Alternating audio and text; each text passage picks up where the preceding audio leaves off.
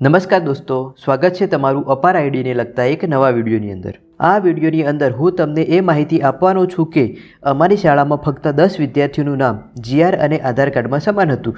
GR અને આધાર કાર્ડમાં સમાન નામ હોય તેનું તો અપાર આઈડી જનરેટ થતું જ હતું, બરાબર? એ તમે દરેક જાણો જ છો। પરંતુ જેનું આધાર કાર્ડમાં અને જીઆરમાં સમાન ના હોય તેનું અપાર આઈડી અમે કેવી રીતે જનરેટ કર્યું તે વિશેની માહિતી આપવાનો છું। જો મિત્રો તમને એમ થતું હોય કે આ વિડીયો જોયા પછી અમે જાતે વિદ્યાર્થીના આધાર કાર્ડ અને જીઆરની અંદર અલગ અલગ નામ હોય તો પણ તેના અપાર આઈડી જનરેટ કરી શકીશું, તો તમે આ વિડીયો સ્કીપ કરી શકો છો, કારણ કે તમે જાતે આ કરી શકવાના નથી।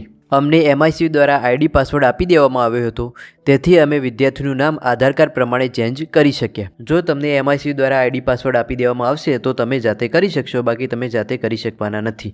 હવે હું મારી શાળાની વાત કરું તો મારી શાળામાં ફક્ત 10 જ વિદ્યાર્થી એવા હતા કે જેનું આધાર કાર્ડ પ્રમાણે જીઆરની અંદર નામ હતું અને જેના અમે અપાર જનરેટ કર્યા હતા। અને ઉપરથી સતત દબાણ કરવામાં આવે છે કે અમુક ટકા અપાર આઈડી જનરેટ થવા જ જોઈએ। તમારે પણ આ પ્રકારનું દબાણ આવતું હશે। હવે આ કામ બતાવવા માટે અમને ઉપરથી સૂચના આપવામાં આવી હતી કે આધાર કાર્ડની અંદર જે પ્રમાણે નામ હોય તે પ્રમાણે UDISની અંદર નામ ચેન્જ કરી દો અને ત્યારબાદ અપાર આઈડી જનરેટ કરો।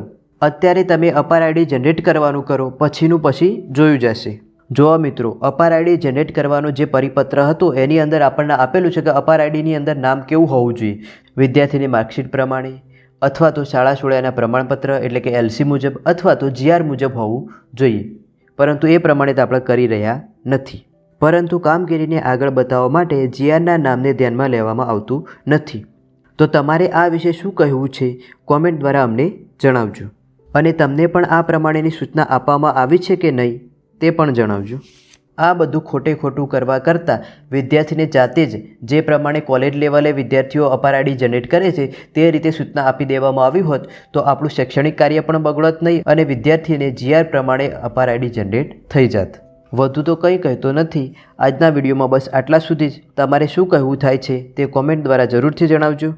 અને હા, તમને અમારો વિડીયો ગમતો હોય તો તેને લાઇક કરો, તમારા મિત્રોને શેર કરો અને આવી જ ઇન્ફોર્મેટિવ માહિતી માટે અમારી ચેનલને સબસ્ક્રાઈબ કરો।